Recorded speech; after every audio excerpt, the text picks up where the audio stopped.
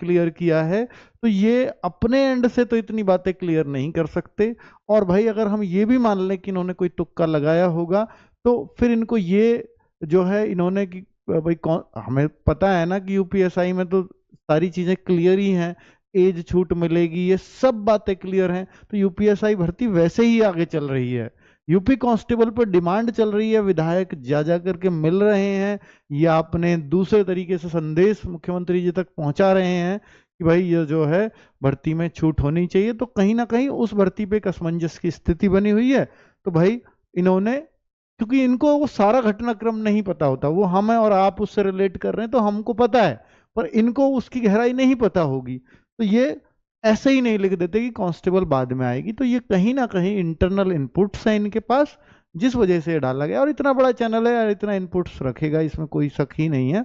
और बाकी मैं जो अपने इनपुट्स है कि मैं कहूँ, कोई सोचे कि मेरे अपने इनपुट्स हैं और मैं वहां से निकाल के लाया हूँ, नहीं, ऐसी कोई भी बात नहीं है। ना मेरी किसी से बात हुई है भर्ती बोर्ड में, ना मेरा कोई इंटरनल इनपुट्स है। और मैं तो कहता हूँ कि भाई भर्ती बोर्ड के कोई अधिकारी हों और हमसे भाई संपर्क कर लिया करो, क्योंकि हम तो आपकी ही बात को बच्चों तक पहुंचाते हैं।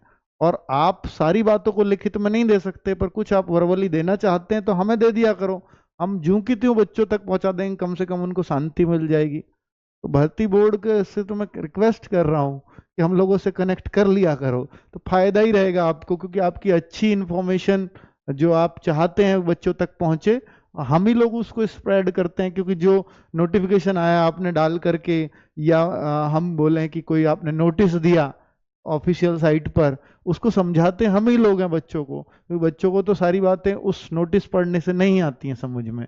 तो हम तो आपकी कहीं ना कहीं हेल्प ही करते हैं। तो भर्ती बोर्ड को इतना ख्याल हमारा भी रखना चाहिए कि वो कम से कम ऐसी इंफॉर्मेशन जो बच्चों तक पहुंचनी चाहिए, वो हम, मतलब उसमें बिना कोई मोड़ तोड़ करे हुए हम बच्चों तक पहुंचा दें। ये हमारा उद्देश्य है इस बात को कहने का, और कुछ नहीं है। बात है कि भाई 5,000 सब इंस्पेक्टर की, तो क्या सर वो जो 4,500 वाले हैं, क्या भर्ती बढ़ के आएगी? तो ये वाला भी सवाल आपका हो सकता है। तो चलिए मैं कुछ सवालों के साथ आपके सारे जवाबों को क्लियर करता हूं। पहला सवाल है, आखिर भर्ती क्यों अटकी हुई है? भर्ती वजह दो हैं, दो क्या तीन भर्तियां हैं जो तीन पार्ट मानिए। एक एसआई की भर्ती है, एक सिपाही की भर्ती है जिसमें जेल वार्डर, और नहीं सॉरी, जेल वार्डर को छोड़ के पीएसी, घुड़सवार और ये सब भर्तियां, सिविल पुलिस भी है उसमें। 10,000 बता रहे हैं सिविल पुलिस हो सकती है, 10,000 पीएसी भी हो सकती है। मतलब कुल मिला के पद थोड़े 20,000 से बढ़ के आएंगे, जो 19,000 की बात थी, क्योंकि वो 2 महीने पुरानी बात हो गई है, और ये बढ़ के निश्चित तौर पे आपको मिलेंगे। और तीसरी भर्ती है जेल वार्डर की। ये वार्डन नहीं होता, वार्डर होता है, ठीक है। तो जेल वार्डर, तो ये तीन भर्तियां आपको देखने को मिलने वाली हैं।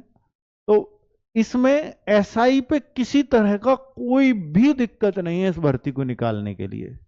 ये इसके साथ पिसी हुई है जेल वार्डर, वरना इस पे भी कोई दिक्कत नहीं है। इसमें एज छूट 100% मिलने जा रही है। इसके लिए मैं आज प्रूफ दिखाऊंगा।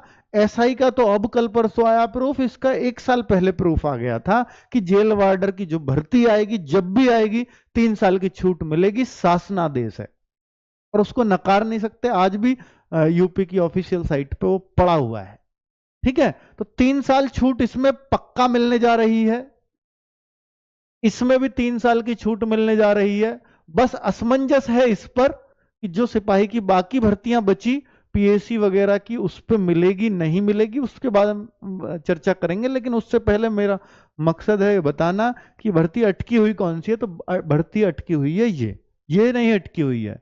अब वो बात अलग है कि इसको ये सिपाही से बाद लाना चाहते हैं इसलिए अटका दें, वरना एसआई की तुरंत आ सकती है, जेल वार्डर की तुरंत आ सकती है। इन पे कोई भी, हाँ, इसमें एक पेच और हो सकता है कि जो नियमावली में थोड़ा चेंज है एज के अलावा भी, वो क्या है उसको मैं बाद में बताऊंगा।